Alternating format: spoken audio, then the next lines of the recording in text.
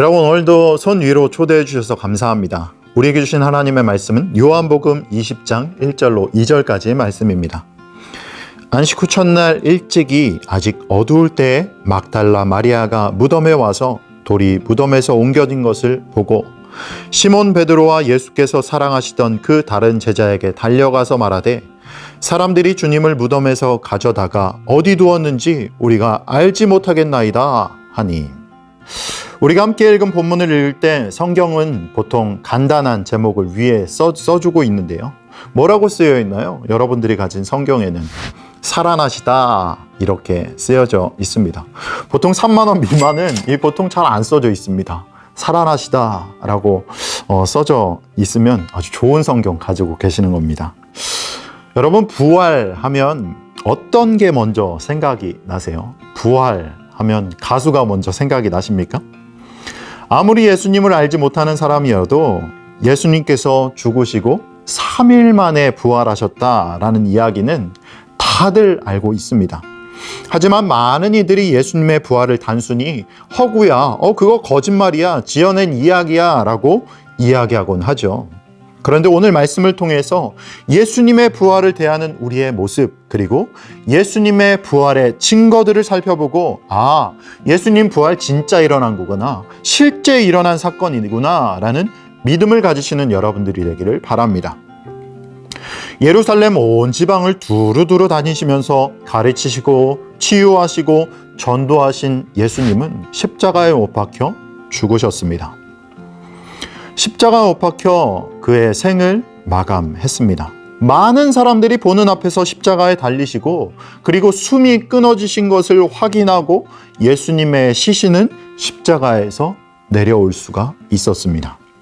그 예수님의 시신은 아리마대 사람 요셉의 손에 의해서 장례법대로 향품 그리고 세마포로 싸서 새 무덤에 장사 지냈습니다.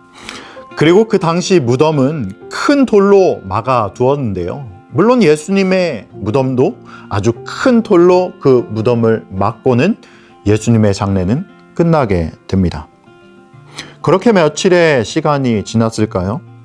완전한 죽음을 맞이하신 그 예수님을 우리는 어떻게 부활했다라고 확신할 수가 있는 걸까요?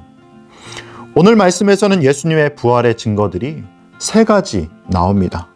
그 증거들을 살펴보고 부활의 은혜를 함께 나누어 보겠습니다. 예수님의 부활의 증거, 그 첫 번째는 옮겨진 돌입니다. 요한복음 20장 1절 말씀입니다. 안식 후 첫날 일찍이 아직 어두울 때에 막달라 마리아가 무덤에서 와서 돌이 무덤에서 옮겨진 것을 보고, 예수님께서 무덤에 장사되시고 며칠 후 막달라 마리아가 예수님의 무덤에 찾아왔습니다. 그런데 이게 웬일입니까? 무덤에 도착한 마리아는 자신의 눈을 의심했습니다. 왜냐하면 무덤을 막고 있는 큰 돌이 옮겨져 있고 그 무덤이 열려 있는 모습을 본 것입니다. 그녀는 너무나 놀란 나머지 열린 그 무덤을 살펴볼 생각도 못하고 제자들을 향해서 달려가서 베드로와 요한에게 그 사실을 이야기합니다. 마리아로부터 예수님의 무덤이 열렸다, 무덤을 막고 있는 큰 돌이 옮겨졌다라는 소식을 들은 제자들은 무덤을 향해 달려갔습니다. 마리아, 베드로, 요한은 달려갈 때 어떤 마음이었을까요? 그들의 달려감은 예수님의 부활에 대한 확신과 믿음에 대한 달려감이 아니었습니다. 무덤에 옮겨진 그 돌은 우리에게 불안함 그리고 불확실의 증거일 수 있지만 하나님께는 부활의 증거가 됩니다.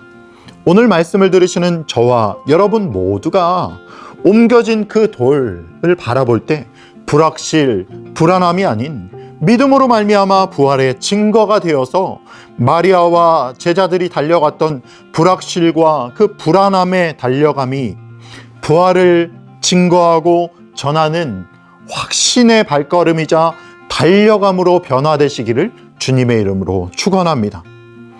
예수님의 부활의 증거, 그 두 번째는 노인 세마포입니다. 요한복음 20장 5절, 6절 말씀입니다. 구부려 세마포 놓인 것을 보았으나 들어가지 아니하였더니 시몬 베드로는 따라와서 무덤에 들어가 보니 세마포가 놓였고. 아멘. 마리아에게 무덤에 돌이 옮겨졌다라는 소식을 듣고 헐레벌떡 달려온 베드로 그리고 요한은 열린 무덤을 들여다봤습니다. 그런데 그곳에서 그들이 본 것은 며칠 전에 예수님을 쌌던 세마포였습니다. 헐레벌떡 달려와서 무덤 속에 낯익은 세마포를 본 제자들의 마음 어땠을까요?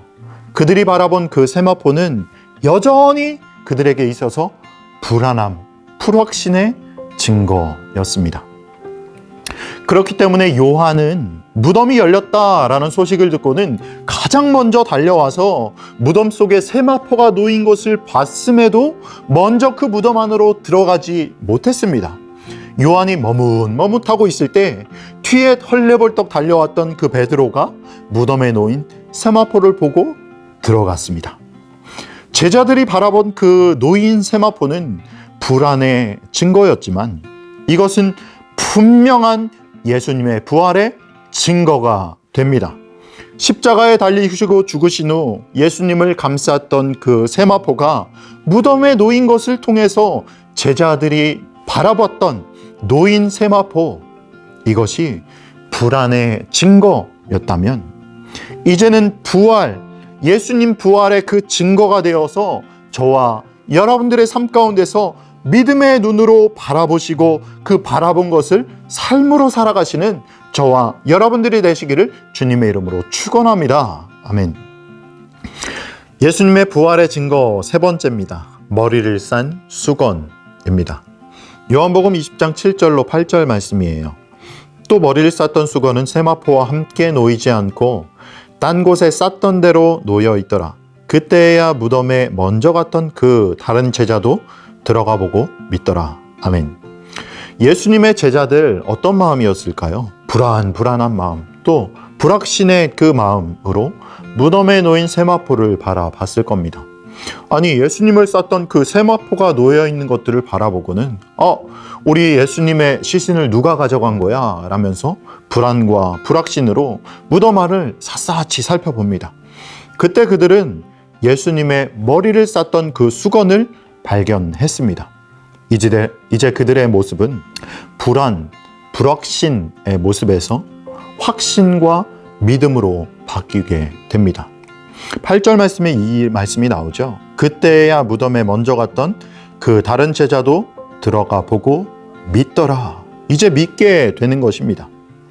옮겨진 돌과 놓인 세마포까지는 예수님의 부활에 대해서 불안하고 부족한 믿음이었다면 예수님의 그 머리를 쌌던 수건을 보자 그들은 예수님의 부활을 믿게 되었습니다.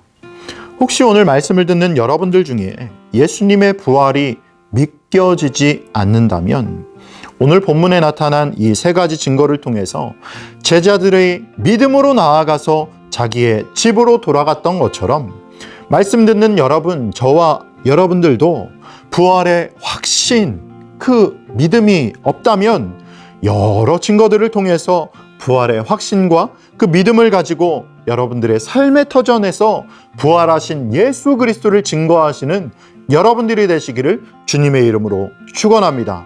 또한 그 복음을 증거하시고 전하는 복음의 일꾼으로 살아나가시는 여러분들 되기를 바랍니다.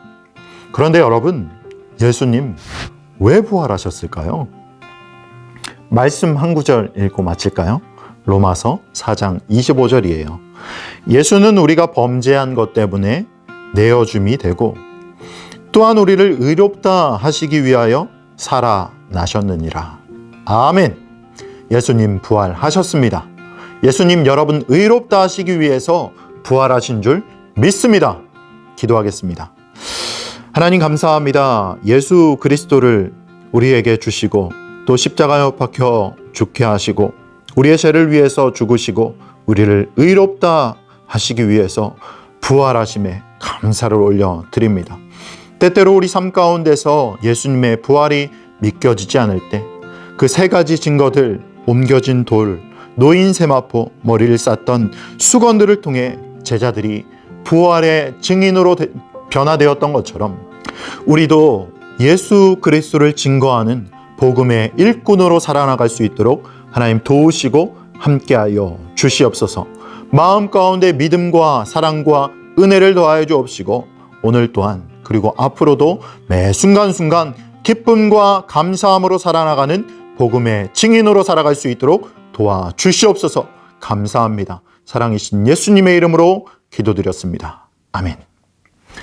오늘 말씀 좋으셨다면 구독과 좋아요, 알람 설정 부탁드립니다. 오늘 하루도 기쁨 가득한 부활의 증인으로 살아가시기 바랍니다. 행복하세요.